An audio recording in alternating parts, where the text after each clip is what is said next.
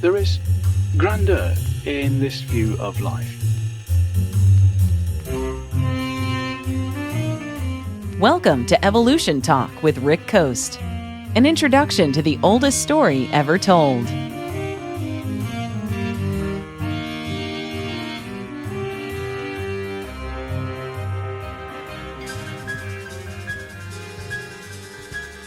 Meanwhile, at the bunker, not having been told to delay the firing, a finger touches the fatal button.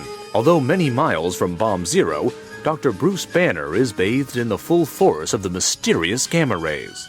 The world seems to stand still, trembling on the brink of infinity, as his ear-splitting screams fill the air.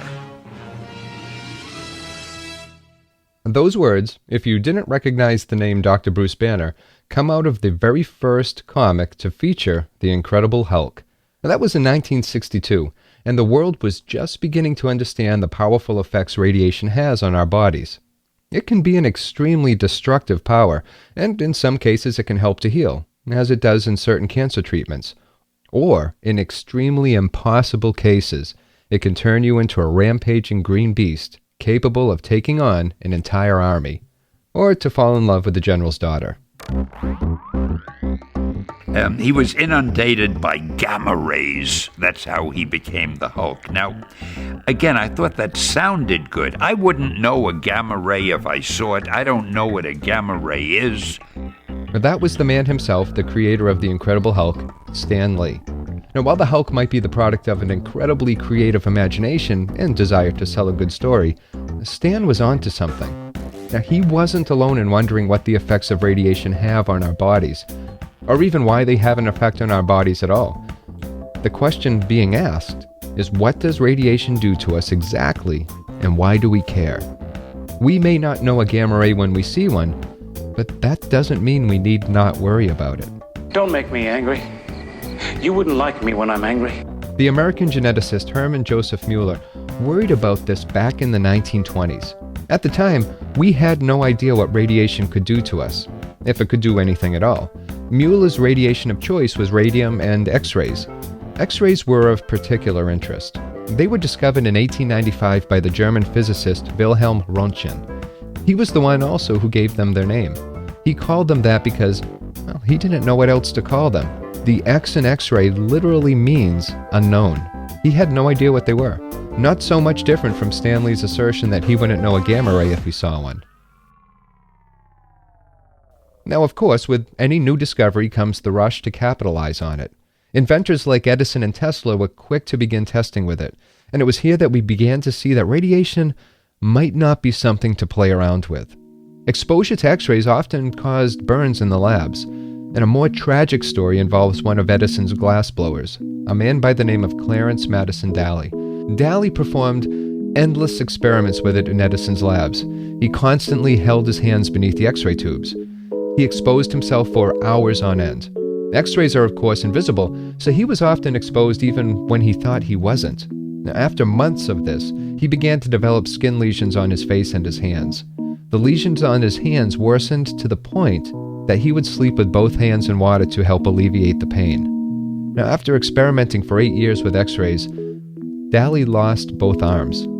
He died in 1904, his body consumed by cancer. Edison himself suffered vision loss attributed to his own exposure.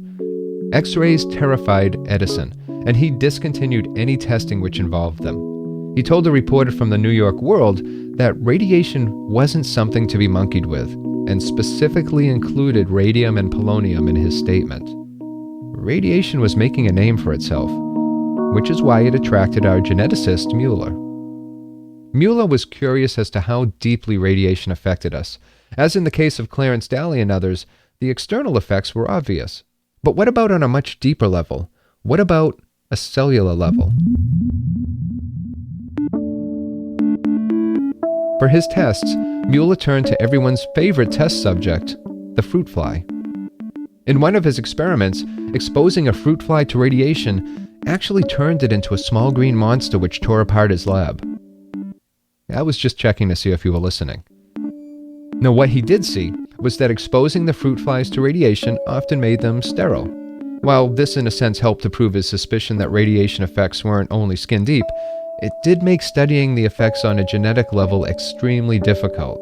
The sterilized flies, of course, produce no offspring, and no offspring means there are no inheritable traits to observe. What makes this even more scary is that physicians at the time were using X-rays to help stimulate ovulation in women, at the same time that it was making flies sterile. The medical profession wasn't exactly thrilled with some of the work coming out of Muller's research lab.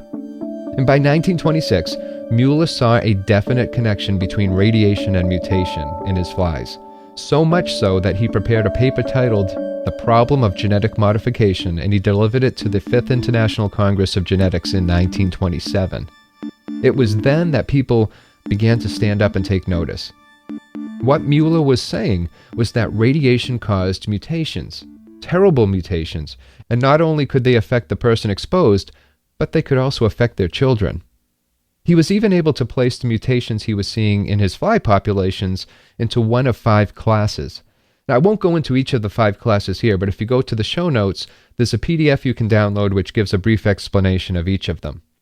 What I will say about them is that there are mutations which cause a complete loss of gene function, or even an increase in normal gene function, as well as effects that are halfway between the two.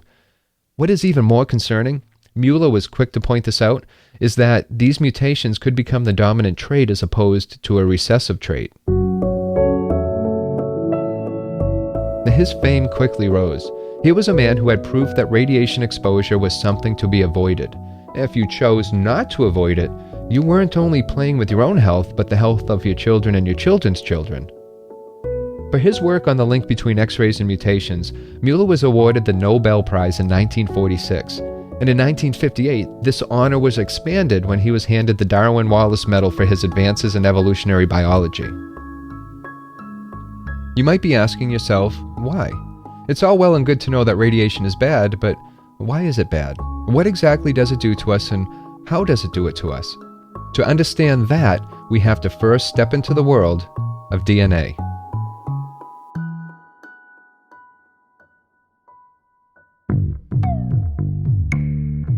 A DNA molecule is made up of 4 nucleobases: adenine, cytosine, guanine, and thymine.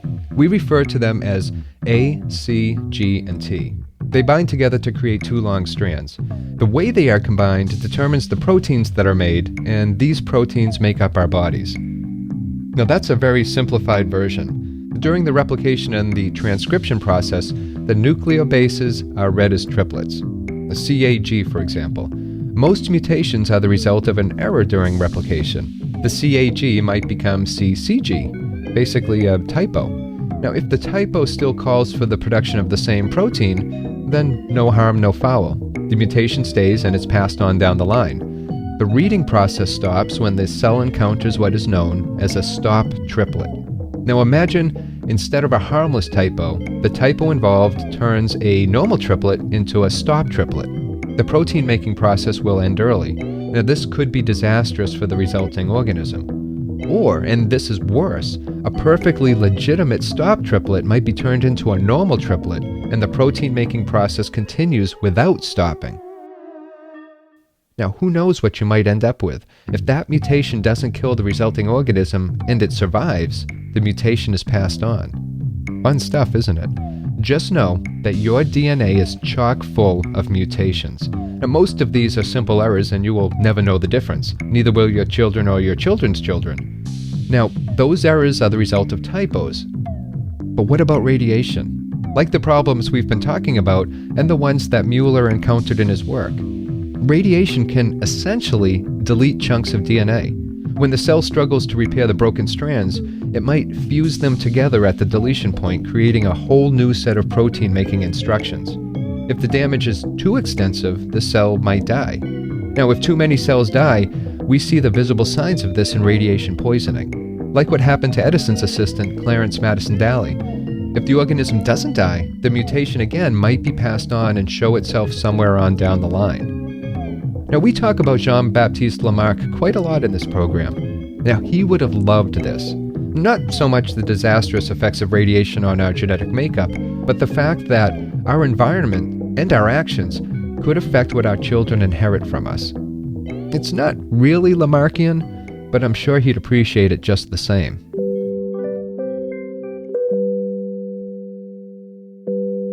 Another man who would have loved this is Hugo de Vries. De Vries was a Dutch botanist who studied mutations in nature, and we talked about him briefly in the episode on Gregor Mendel. De Vries' claim to fame was the discovery in 1901 that an evening primrose could essentially give rise to a variant form almost spontaneously. The primrose in question was Dionothera lamarckiana. Fitting, since the Lamarckiana in the name comes directly from Lamarck, who also studied the same plant a century earlier.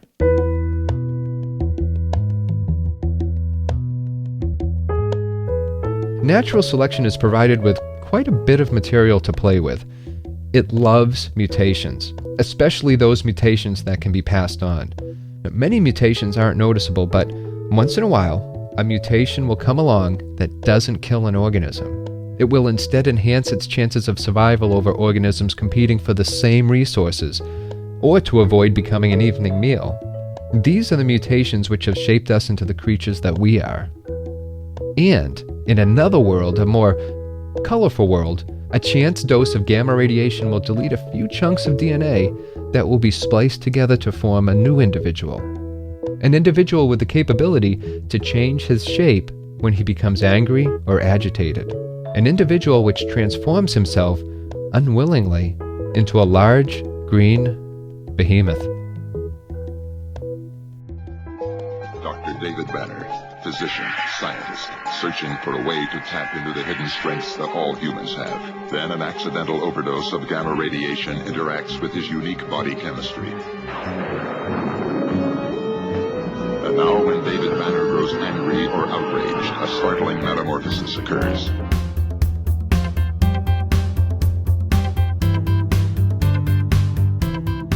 Evolution Talk is written and produced by myself, Rick Coast. The music on this episode was composed and performed by Podington Bear. Now, support for Evolution Talk comes from you, simply by listening. And if you enjoyed the show, please share it with someone. You can help the show and its continued existence by visiting evolutiontalk.com/support. But most of all, thank you for listening. And until next time, please take care of yourself.